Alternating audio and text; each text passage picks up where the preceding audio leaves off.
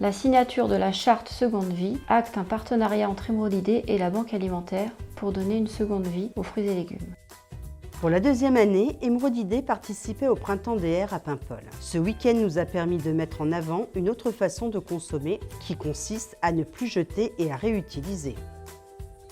On a démarré au mois de juin, j'ai rencontré une personne de la banque alimentaire qui m'a fait part des stocks de fraises qu'il mettait à la poubelle. Il jetait sur le printemps quasiment 50 à 100 kg de fraises par jour. Actuellement nous récupérons ces fraises pour en faire des confitures, donc on stocke, on trie, nettoie et on déclenche une production dès lors qu'on va constater qu'il y a 20 kg de fraises, 20 kg d'abricots, voilà c'est suffisant pour démarrer. Et en 2018 nous avions fabriqué pas loin de 1600 pots. Nous récupérons les fruits gratuitement de la banque alimentaire et en contrepartie nous reversons 10% de nos ventes. Ce salon a été un véritable succès tant par l'ambiance que par la richesse des échanges et les rencontres.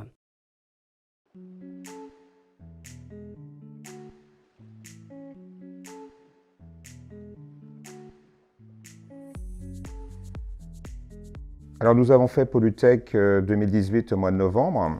C'est un salon sur l'environnement et les déchets. Ce salon nous permet de rencontrer beaucoup de prospects, cette année plus de 450, mais surtout présenter nos nouveaux produits, l'éco-station. Déjà leader en France, cette éco-station va nous permettre de nous développer auprès des collectivités, restaurateurs, puisque grâce à cette éco-station, nous allons pouvoir diminuer les déchets, les restes de repas. Il a été développé avec Istrea. Nous avons d'ailleurs déposé plusieurs brevets. Ce nouveau matériel, on l'espère, va nous permettre de nous développer dans les prochaines années, de créer de nouveaux métiers pour nos salariés, tels que l'assemblage métallique. Ce produit va nous permettre sans doute d'assurer du travail pendant de nombreuses années pour nos salariés.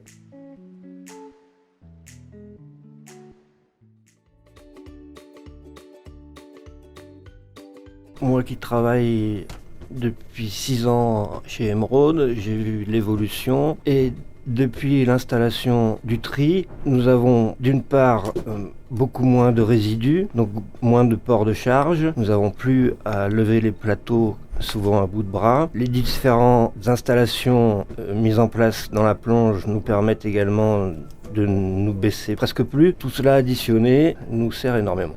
Moins de pénibilité, plus de facilité. Ces aménagements sont en fait très efficaces. Les gens participent maintenant au tri sélectif. Nous avons dû les éduquer au début. Et ils sont d'ailleurs intéressés, ils nous posent des questions et nous pouvons leur répondre puisque nous nous occupons également du tri et du compost. Pour l'instant, nous trions une dizaine de kilos d'épluchures et une dizaine de kilos de retour grosse plonge, qui fait au total une vingtaine de kilos par jour, tous les jours. Et tout ceci va à l'éco-station. Après 3 semaines, nous pouvons dire que nous avons trouvé notre rythme de croisière. On perd énormément de matière, pour 100 kg qui rentrent, il y en a 40 qui sortent, et c'est la matière, c'est un pré-compost, mais on a gagné dans le processus énormément de temps en fait, et énormément de place. Et ça nous évite l'enlèvement de poubelles quasiment quotidiennes. Alors actuellement ça repart dans le polycompost, voilà, ça termine son processus de dégradation. Rapidement on va aussi envisager d'autres solutions, je viens d'évoquer tout à l'heure la méthanisation, puisqu'on va rencontrer une usine de production de méthane à Plouaret, ça alimente le gaz collectif. Mais c'est quelque chose que demain peut-être il faudra envisager et mettre en place un système d'enlèvement qui finalement donc, sera très espacé par rapport à des poubelles qu'on pourrait envoyer à incinérer en usine.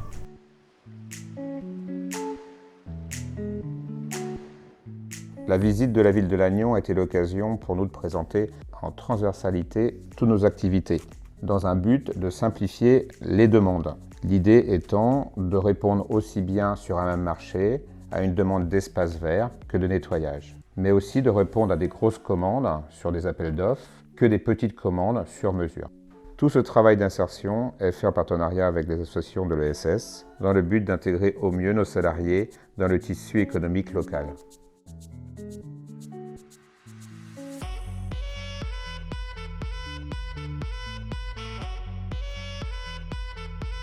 Cette année, nous avons participé pour la première fois au Duo Day. 4 travailleurs de l'ESAT ont participé à cette journée, notamment Patrick au sein de l'hôpital de Lannion et Arnaud à la Biocop.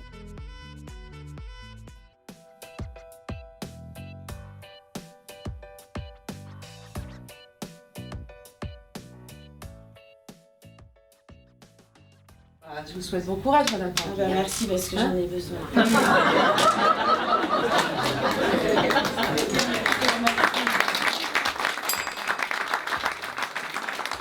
Donc on a fait appel à nous aujourd'hui pour mettre en scène des petits entretiens d'embauche afin de parler du handicap invisible.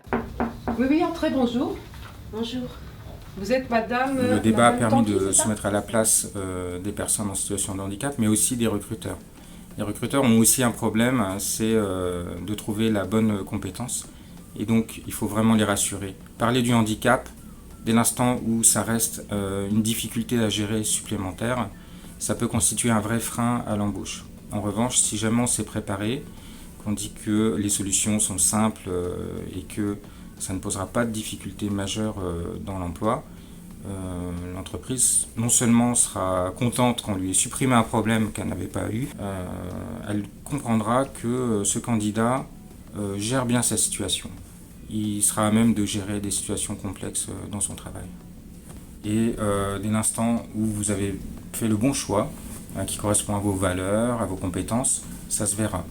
Donc préparez-vous bien et choisissez bien aussi l'entreprise dans laquelle vous postulez.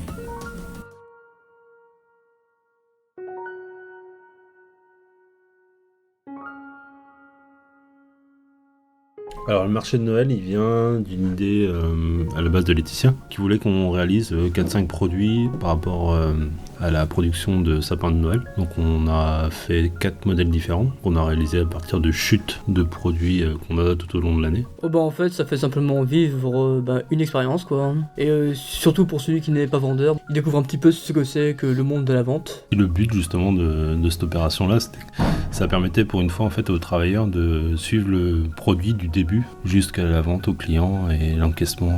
Donc là, c'était l'occasion de le faire. Avec les clients, faut quand même essayer de parler un petit peu si l'on peut, puis voilà quoi. Même si ce n'est pas évident quoi. On peut être timide, mais parfois l'assurance vient par la suite, puis au bout du compte, on y arrive quoi. Et être accueillant. C'est ce que tu me disais tout le temps. Voilà. On a travaillé ensemble le dimanche matin, et c'est vrai que tu n'arrêtais pas de me dire que le premier truc qu'il faut faire, c'est sourire. Sourire, ouais. Sourire, dire bonjour, et la moitié du travail de fait. Ben voilà.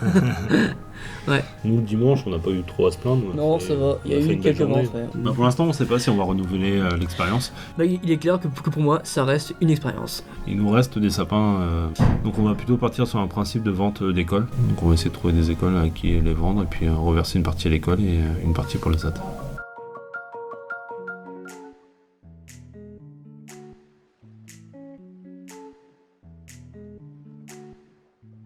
Aujourd'hui, on organise un café forum des entrepreneurs. Ce café forum est à destination des entreprises et des responsables des ressources humaines des entreprises du territoire. Il est organisé dans le cadre de la Semaine européenne pour l'emploi des personnes en situation de handicap, ainsi que dans le cadre du mois de l'ESS.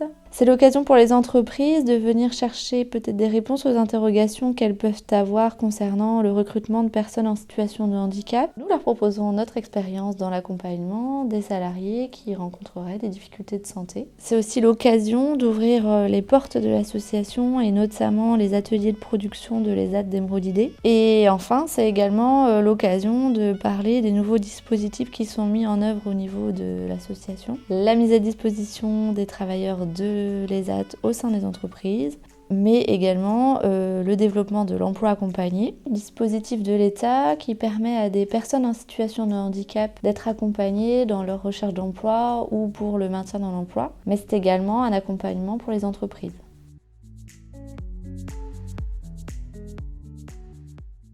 Que vous soyez demandeur d'emploi, en recherche d'un projet ou d'une formation, ou employeur à la recherche de collaborateurs, pour tout renseignement, n'hésitez pas à me joindre à l'association.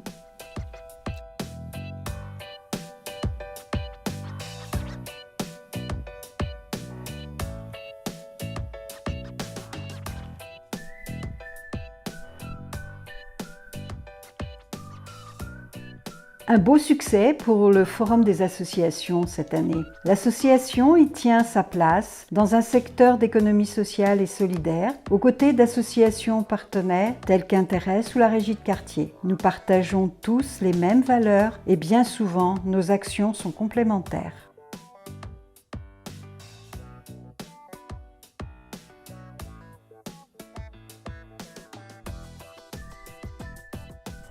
Depuis 2 ans, nous avons mis en place un séminaire annuel d'une journée et qui est l'occasion pour les administrateurs de l'association de rencontrer l'équipe de direction qui met en œuvre au quotidien leurs orientations stratégiques. Cette année, le séminaire a eu lieu à Sainte-Anne, au cœur de Lannion. Les administrateurs et l'équipe de direction se sont rencontrés pour faire le bilan du projet associatif qui se termine et commencer à travailler sur le projet associatif que nous allons écrire à partir de septembre, avec l'ensemble des équipes, les usagers et les adhérents. Nous avons pu mettre des mots et des idées sur ce bilan et faire émerger le projet associatif de demain afin que nous puissions ensuite le travailler avec les équipes d'Émeraude Idées. Cela nous a permis de réaliser à quel point il était facile, en communiquant davantage, de collaborer et de travailler ensemble. En conclusion, je souhaite vous remercier toutes et tous pour l'énergie et le sérieux que vous mettez dans votre travail, et ce, à quelque niveau que ce soit. C'est grâce à votre implication que notre association est véritablement utile et tient son rôle au sein de l'économie sociale et solidaire.